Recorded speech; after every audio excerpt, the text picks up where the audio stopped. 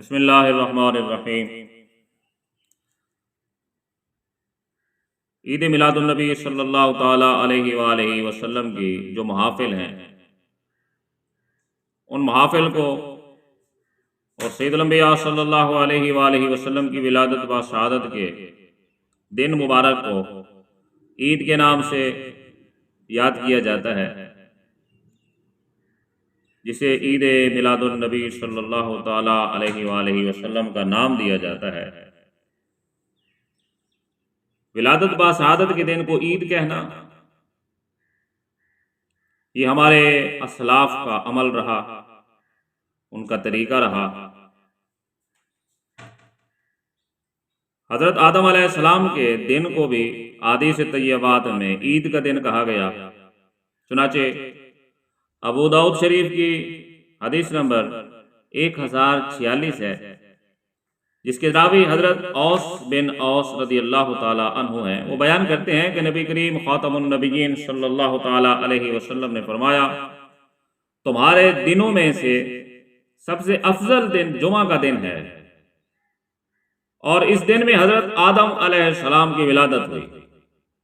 اس حدیث طیبہ میں جمعہ کے دن کو جو فضیلت حاصل ہوئی ہے، اس کا سبب یہ بیان کیا گیا ہے، اس کی وجہ یہ بیان کی گئی ہے کہ جمعہ کے دن کو اللہ نے سب سے افضل دن اس لیے بنایا کہ اس دن حضرت آدم علیہ السلام کی ولادت و شہادت ہوئی۔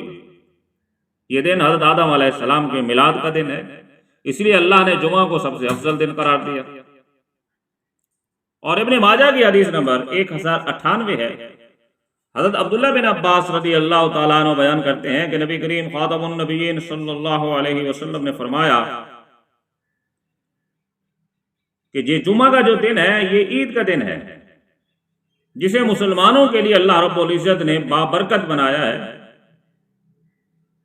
بس کوئی بھی جمعہ کی نماز کے لیے آئے تو غسل کر کے آئے، اور اگر ہو سکے تو خوشبو لگا کر آئے، اور تم پر مسواک کرنا لازمی ہے۔ اب ان دونوں احادیث طیبات کو آپ دیکھیں۔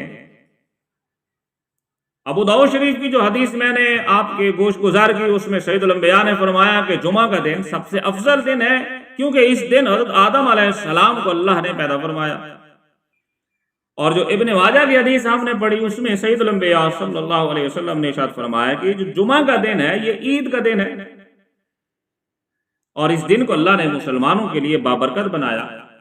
اب ان دونوں احادیث طیبات سے سید الانبیاء صلی اللہ تعالی علیہ وآلہ وسلم کا مقصد یہ ہے کہ جس دن حضرت آدم علیہ السلام پیدا ہوئے وہ جمعہ کا دن تھا، اور سید الانبیاء نے فرمایا کہ یہ اسی وجہ سے تمہارے لیے عید کا دن ہے۔ تو جمعہ کے دن ابو البشر حضرت آدم علیہ السلام کی تخلیق ہوئی، جس کی بنا پر اسے عید کا دن کہا گیا، اور اس دن کی عزت کی جاتی ہے اسی وجہ سے کہ اس دن حضرت آدم علیہ السلام کی تخلیق ہوئی۔ اگر یوم جمعہ حضرت آدم علیہ السلام کی پیدائش کے باعث عزت و احترام کے ساتھ منائے جانے کا حقدار ہو سکتا ہے، تو یوم میلاد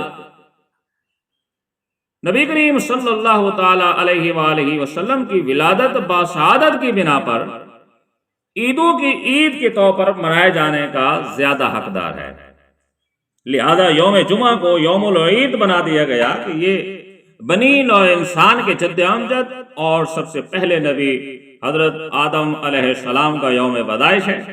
اسی بنا پر وجہ تخلیق کائنات اور تمام انبیاء کرام علیہ السلام کے سردار سیدنا محمد مصطفیٰ احمد مجتبیٰ صلی اللہ علیہ وآلہ وسلم کا یوم ولادت تمام عیدوں کی عید ہے۔